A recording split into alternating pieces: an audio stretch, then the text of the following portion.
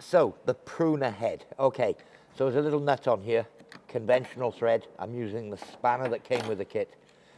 No left-handed threads this time. I'll remove the nut and just remove the plastic cover. Okay, now this gives us access to be able to fit the chain and the bar. So if I look at this chain bar, and as you can imagine, the top of it, where it says Hyundai here, the top would be the top. So the cutting face would be the underside. So you'll see a little symbol here. And if you look at the tooth, the black section teeth, you'll see the short section on the front, and let me just get more pointy, the short section on the front and the wide section to the rear on the top of the chain. So that would be the correct way round. So if I just flip that chain over the wrong way, now if I look at a black link, you'll see the wide section is at the front and the narrow section at the back. So that's not correct. So flip it back the right way.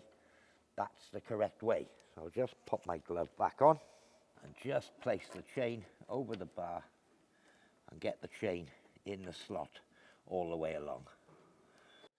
Okay, so as you can see, I've got my glove on. I'm holding the chain fairly taut on the end there in the chain bar.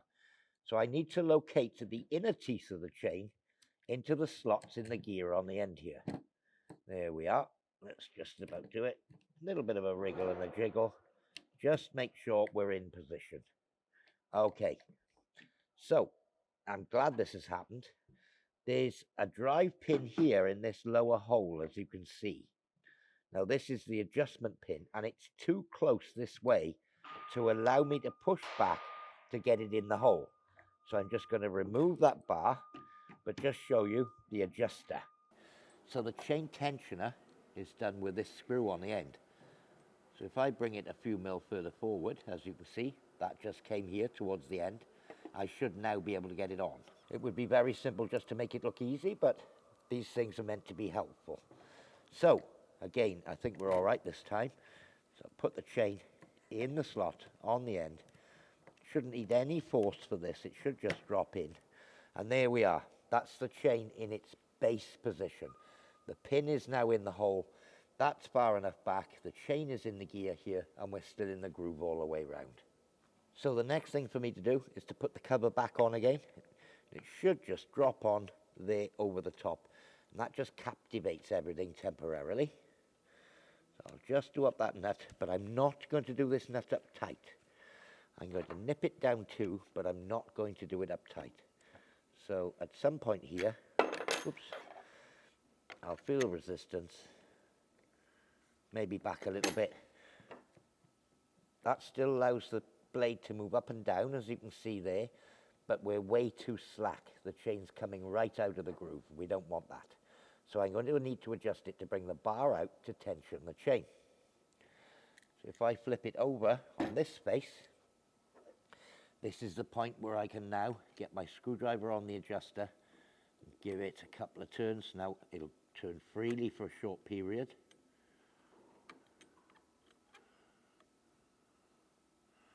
Now, you can see, as I'm tightening it, the chain pulling up into the groove.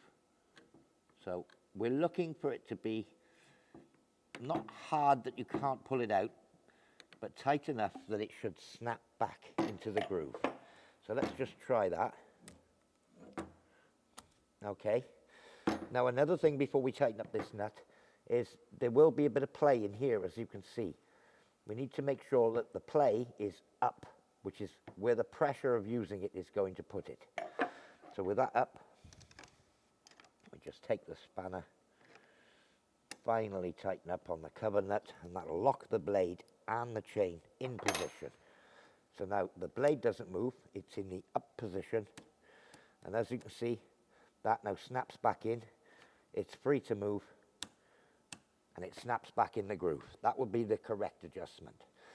Now, one point of note here, when you first start using this, the strain or the chain will stretch initially over the first minutes and times that you use it. So keep a careful eye on the tension of that chain. You may need to loosen that nut off and just retension it on the screw a little bit during its initial use while it does its initial stretch. Once it's settled down, done its stretch, it should stay in set for a fair amount of time. So of course we're going to need to put chain lubricating oil in here.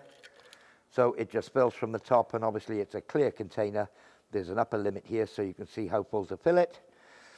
And obviously if you don't use oil, that chain won't last long at all. You do need to lubricate the chain. Again, with that said, when you're not using it, make sure that you put the cover on. It is very sharp. And again, bear in mind, although it be small, this is still a chainsaw. It's a very dangerous piece of equipment, so make sure that you're very cautious and follow all the normal precautions that you would do with a full-size chainsaw. I do hope you found this demonstration useful.